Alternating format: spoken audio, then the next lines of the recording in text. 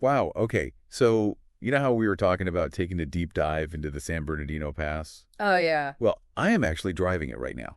No way. Yeah, and it is stunning. I bet. And the views are incredible. Yeah. But I bet you didn't know What? that there's a connection between this very pass and a true story of courage and selflessness. Oh, really? Yeah. Tell me more. Okay, so we're going all the way back to 1400s Italy, Okay. specifically Siena, Uh-huh. during the bubonic plague. Oh, wow. You might have heard of St. Bernardino of Siena. I don't think so. He's the pass's namesake. Okay.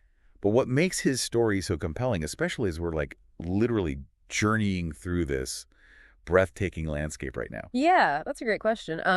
I think what's so fascinating about Bernardino is that most people think of mountain passes, and they think of conquerors or explorers. Right. But Bernardino, he wasn't like that at all. No. He was a young man who faced something way more terrifying than any mountain. What's that? The Black Death. The plague in Siena. I can't even imagine the fear. Yeah. I mean, it was a completely different time. Totally. They had such limited medical knowledge back then. Right. And people actually believed that the plague spread through bad air. It's crazy, right? Yeah. Can you paint a picture of what Siena was like during that time? I mean, just imagine a city just gripped by panic. Yeah. The streets, which would have normally been bustling, were totally deserted. Oh, wow. The constant fear of infection, the sight of the sick and dying, the stench of death everywhere. Oh, my God. It was like a living nightmare. That's terrifying. And this is where Bernardino steps into the story. Yeah. So get this. He was orphaned as a child, Oh, wow. raised by his aunt. Okay. And yet, at just 20 years old, 20. he chose to confront this horrific situation head on. Wow. He didn't run away. He didn't hide. He, along with 12 companions, walked straight into the heart of the plague. Where'd they go? Santa Maria della Scala Hospital. Oh, wow. And it's important to understand that Santa Maria della Scala wasn't just any hospital.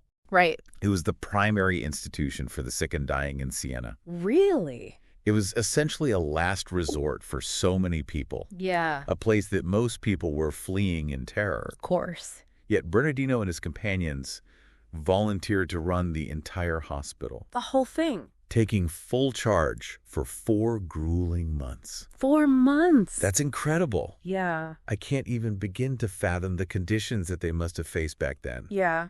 Are there any accounts of what they actually did there?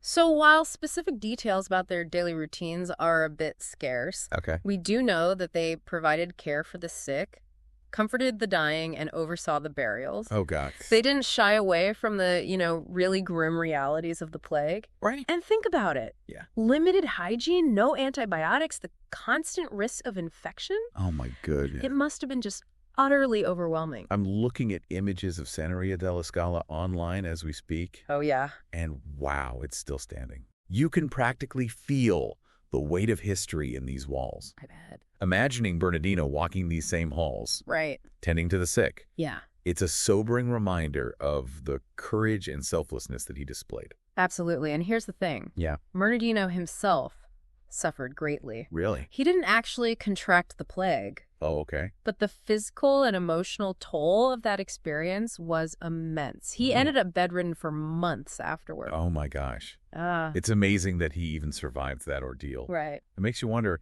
how did that experience shape him? I think it solidified his commitment to serving others. It was a turning point for him. Yeah. He later joined the Franciscan order, Okay. which is a group known for their humility and dedication to helping the poor. Right. It was like he was taking his dedication to a whole new level.